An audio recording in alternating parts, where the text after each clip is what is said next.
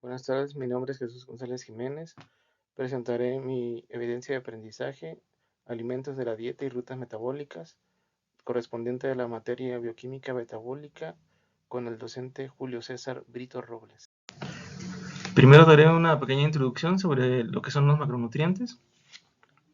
Estos son considerados los nutrientes de mayor importancia y se encuentran principalmente en los alimentos. Mantienen la estructura y el funcionamiento del cuerpo.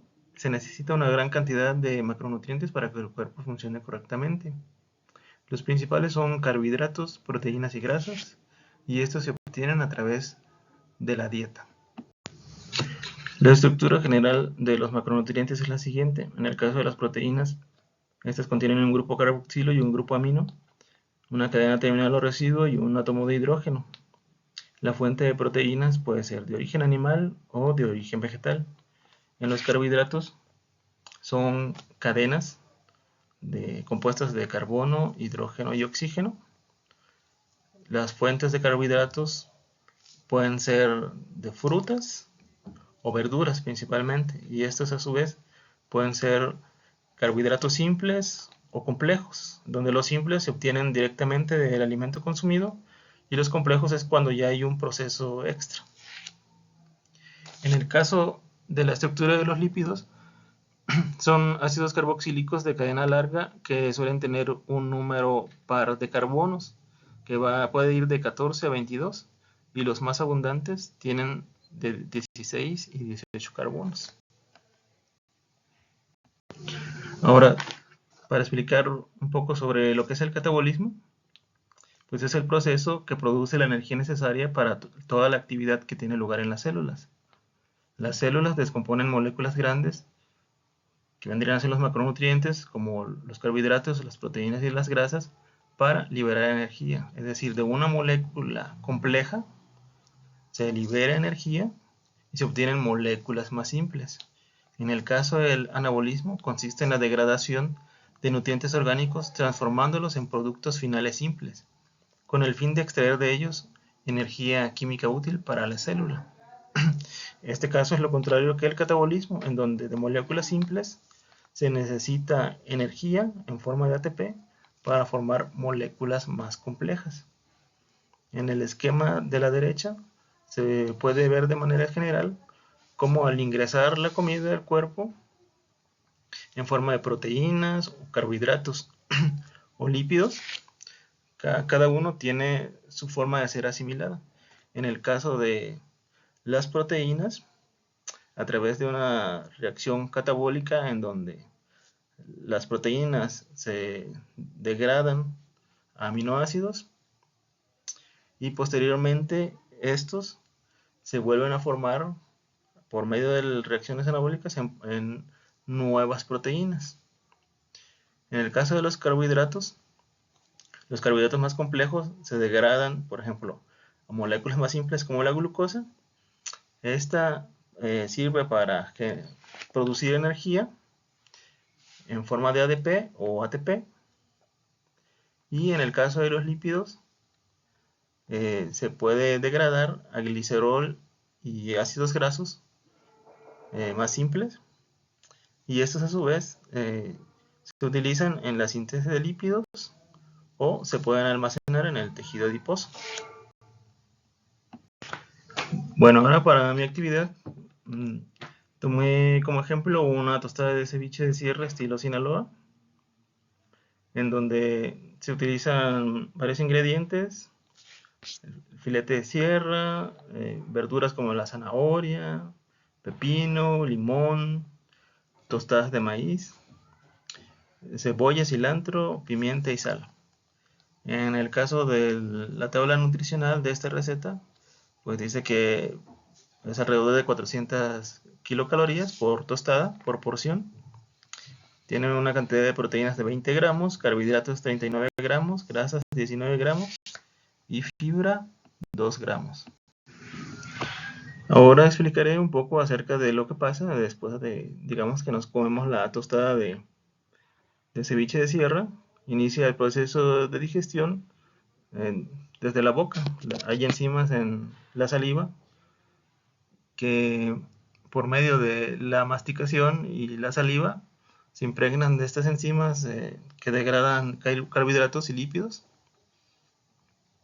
y al ingresar al estómago se activan nuevas enzimas como las proteasas para degradar las proteínas. En este punto de la digestión, la absorción se inicia desde el intestino delgado, también por procesos o vías metabólicas distintas para cada macronutriente, que explicaré un poco más adelante. Y al absorberse estos macronutrientes, pasan a distintas vías metabólicas en donde serán utilizados o almacenados según el requerimiento del cuerpo. Como mencioné en la diapositiva anterior, el proceso de digestión se inicia en la boca mediante la masticación y la acción de enzimas como lipasas y carbohidratos que se encuentran en la saliva, y continúa en el estómago. Aquí se activan nuevas enzimas como las proteasas, pero eso lo trataré en el tema de proteínas. En este caso de los carbohidratos, la enzima amilasa descompone carbohidratos más complejos a más simples a través de un proceso de hidrólisis, formando disacáridos. Posteriormente, la enzima maltosa descompondrá también por una reacción de hidrólisis los disacáridos a moléculas más simples como glucosa y fructosa.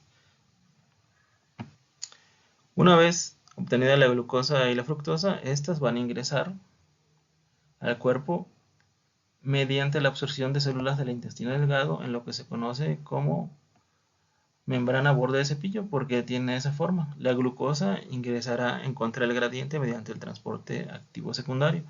Aquí tiene gran importancia la bomba de sodio y potasio, dado que va contra el gradiente de concentración de la membrana. Pues este mecanismo va a consistir en utilizar el gradiente de concentración establecido por el sodio para impulsar el transporte de la glucosa a través de la membrana, y se lleva a cabo mediante una proteína especializada llamada cotransportador de sodio glucosa, que es el SGLT. En particular, el SGLT1 es responsable de la absorción de la glucosa en el intestino delgado. En este proceso se permite el acoplamiento de la glucosa al sodio en la cara apical de las células intestinales, y a medida que el sodio se mueve a favor de su gradiente de concentración hacia el interior de la célula, también va arrastrando a la glucosa consigo, y son transportadas a través del cotransportador GLT1. Una vez que la glucosa y el sodio ingresan a las células epiteliales del intestino delgado, se separan. El sodio se vuelve a bombear nuevamente al espacio extracelular en la membrana vasolateral, mientras que la glucosa se difunde hacia el espacio intersticial y luego ingresa a los capilares sanguíneos. También existen otros cotransportadores como el GLUT2 y el GLUT5. En el caso del GLUT2 puede transportar también glucosa, pero a su vez también fructosa, y se encuentra tanto en la membrana apical como en la membrana vasolateral de las células epiteliales del intestino. El GLUT2, por ejemplo, permite la absorción de glucosa y fructosa desde el lumen intestinal hacia las células epiteliales. En la membrana apical de las células epiteliales del intestino delgado, la fructosa se mueve a favor de su gradiente. En este caso, este movimiento ocurre a través de proteínas transportadoras de difusión facilitada como el GLUT5. Y este facilita el transporte de la fructosa desde la luz intestinal hacia el interior de las células epiteliales, y luego se transporta a través de otros cotransportadores como el GLUT2 para su liberación posterior al torrente sanguíneo, al igual que la glucosa. Una vez que ya sea la glucosa o fructosa ingresan al torrente sanguíneo, pueden seguir diferentes rutas metabólicas dependiendo de las necesidades del cuerpo y de las señales hormonales presentes. Por ejemplo, en la gluconeogénesis es el proceso mediante el cual se degrada el glucógeno, que es una forma de almacenamiento de glucosa en el hígado y los músculos, cuando los niveles de la sangre disminuyen, como durante periodos de ayuno prolongado. El glucógeno en este caso se descompone en glucosa para ser liberada de nuevo al torrente sanguíneo, y mantener niveles adecuados de glucosa en la sangre. Esta liberación de glucosa a partir de glucógeno se lleva a cabo a través de la acción de la enzima glucógeno fosforilasa. En el caso de la gluconeogénesis, pues es el proceso mediante el cual se sintetiza nueva glucosa a partir de precursores no glúcidos, como lactato, aminoácidos y glicerol. La gluconeogénesis ocurre principalmente en el hígado y en menor medida en los riñones. Es una vía metabólica activada en situaciones de ayuno prolongado o durante periodos de bajo nivel de glucosa en la sangre. Este proceso de gluconeogénesis implica una serie de reacciones enzimáticas que convergen en la síntesis de glucosa y permiten mantener los niveles de glucosa en sangre cuando las fuentes exógenas de glucosa son limitadas. También la glucosa se puede oxidar mediante el proceso de oxidación que ocurre en la glicólisis, en la cual esta ruta metabólica la degrada para obtener energía. Sucede en la célula, en la mitocondria. La glucosa es convertida en ácido pirúvico y posteriormente se disocia en un ion negativo y un ion hidrógeno formando dos moléculas de piruvato, y este se transformará en acetilcoenzima A, que ingresará a la mitocondria para ser oxidado en el ciclo de Krebs y generar energía en forma de adenosín trifosfato, que es el ATP. El exceso de glucosa también se guardará en el tejido adiposo por medio del proceso de lipogénesis. O puede irse al músculo, guardarse como glucógeno y ser utilizado, transformado nuevamente en glucosa cuando el cuerpo lo requiera. En el caso del ciclo de Krebs, los carbohidratos pueden pasar a glucógeno y eso a su vez a glucosa por medio de la glucogenólisis, y la glucosa oxidarse por medio de la glucólisis y convertirse en ácido pirúvico, que este a su vez se convertirá en acetilcoenzima A, o en una reacción reversible por medio de la gluconeogénesis. El ácido pirúvico puede volver a convertirse en glucosa y por la gluconeogénesis a glucógeno. Este es el ciclo de Krebs, también conocido como ácido cítrico o ácido tricarboxílico. Es una vía metabólica central en la que participa en la generación de energía en forma de ATP. Cada vuelta del ciclo de Krebs se oxida la acetilcoenzima A y se obtiene CO2, además de moléculas de NADH más H y GTP. En la cadena respiratoria se libera una gran cantidad de ATP. En la fosforilación oxidativa es el proceso mediante el cual la energía liberada durante la transferencia de electrones hasta el oxígeno se transforma también en ATP, y el acetilcoenzima A también se puede formar por la degradación de ácidos grasos o cuerpos cetónicos. En el caso de las proteínas, al llegar al estómago se activa la enzima pepsina mediante el ácido clorhídrico, la cual romperá los enlaces peptídicos de las proteínas hasta que queden péptidos más simples como los tripéptidos o dipéptidos, aminoácidos libres y oligopéptidos. Los aminoácidos libres van a ingresar a través del transporte activo secundario asociado al sodio. En el caso de los péptidos más pequeños, son transportados a través de la membrana celular mediante transportadores específicos. Esos transportadores permiten que los péptidos crucen la barrera intestinal y entren en el interior de las células. Una vez que los péptidos ingresaron, se lleva a cabo la hidrólisis de péptidos en aminoácidos individuales. Esta hidrólisis se produce gracias a la acción de enzimas específicas llamadas peptidasas, presentes en las células intestinales. En este caso, la bomba de sodio y potasio también es de gran importancia. ya que es una proteína de transporte ubicada en la membrana celular de las células intestinales y funciona utilizando la energía derivada de la hidrólisis del ATP para transportar iones de sodio afuera de la célula y iones de potasio hacia el interior, en contra de sus gradientes de concentración naturales. En el proceso de absorción de proteínas, la bomba de sodio y potasio crea un gradiente electroquímico al mantener un mayor nivel de sodio fuera de la célula y un mayor nivel de potasio dentro de la célula. Este proceso permite que los aminoácidos ingresen al torrente sanguíneo. Una vez en el torrente sanguíneo, estos aminoácidos absorbidos se distribuyen a los tejidos y órganos del cuerpo, donde son utilizados para la síntesis de proteínas y la producción de energía y otras funciones metabólicas. Por ejemplo, los aminoácidos pueden ser transportados a células del hígado, en donde ocurre el proceso de transaminación, en donde se intercambia un grupo amino por un grupo cetoácido y se produce un nuevo aminoácido, como los aminoácidos no esenciales.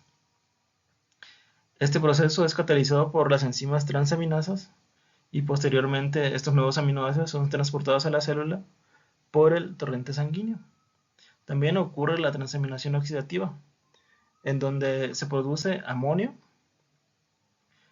el cual es tóxico y por lo cual es transportado al hígado, en donde se transforma en urea para su posterior eliminación en la orina mediante el ciclo de la urea o en ácido úrico. Bueno, en la dieta principalmente se obtienen lípidos en forma de triglicéridos y colesterol. Mediante las sales biliares se van a formar, se van a emulsionar y formar micelas, lo que favorecerá la digestión de las grasas y la formación de moléculas como colesterol, ácidos grasos libres o monoglicéridos. Posteriormente, la absorción de estos ácidos grasos va a suceder también en el intestino delgado. Una vez que ingresen en el interior del retículo endoplasmático liso, se vuelven a generar nuevos triglicéridos y en el aparato de Golgi se unen a las proteínas formando lo que se conoce como kilomicrones, y estos van a ser expulsados por exocitosis para ingresar al torrente sanguíneo y al sistema linfático. Ahora, estando en el torrente sanguíneo, algunas enzimas como las enzimas lipoproteína lipasa pueden transformar a los kilomicrones en otras moléculas grasas, como ácidos grasos, glicerol, y estos se pueden almacenar en el tejido adiposo por medio de la lipogénesis. O se pueden también usar para obtener energía por el proceso de lipólisis, que es la beta-oxidación de los ácidos grasos para obtener acetilcoenzima A. Ahora hay que resaltar que existen dos tipos de transporte: el transporte endógeno, que se refiere al movimiento de los lípidos sintetizados en el hígado y otros tejidos hacia los tejidos periféricos. El hígado en este caso produce y secreta lipoproteínas de muy baja densidad como las VLDL y las lipoproteínas de baja densidad como las LDL, que contienen principalmente triglicéridos y colesterol. Ahora, el transporte exógeno se refiere al movimiento de los lípidos desde el tracto intestinal hacia los tejidos periféricos después de la ingestión de los alimentos. Los lípidos se emulsionan y se forman los kilomicrones, como se mencionó antes. Y los kilomicrones, a su vez, pues son partículas lipídicas grandes que contienen principalmente triglicéridos y están envueltos en una capa de proteína y fosfolípidos. En este caso, como mencioné antes, se puede entrar al proceso de lipogénesis para pues almacenar energía, o en el proceso de lipólisis para obtener energía. Para concluir, el estudio de los macronutrientes y sus rutas metabólicas es esencial para la formación de un profesional de la nutrición. Este conocimiento proporciona las herramientas necesarias para realizar un tratamiento nutricional adecuado a cada paciente, abordar trastornos metabólicos identificados y educar a los pacientes sobre elecciones dietéticas saludables. Es fundamental para comprender cómo los nutrientes interactúan en el cuerpo y cómo afectan la salud y el bienestar general.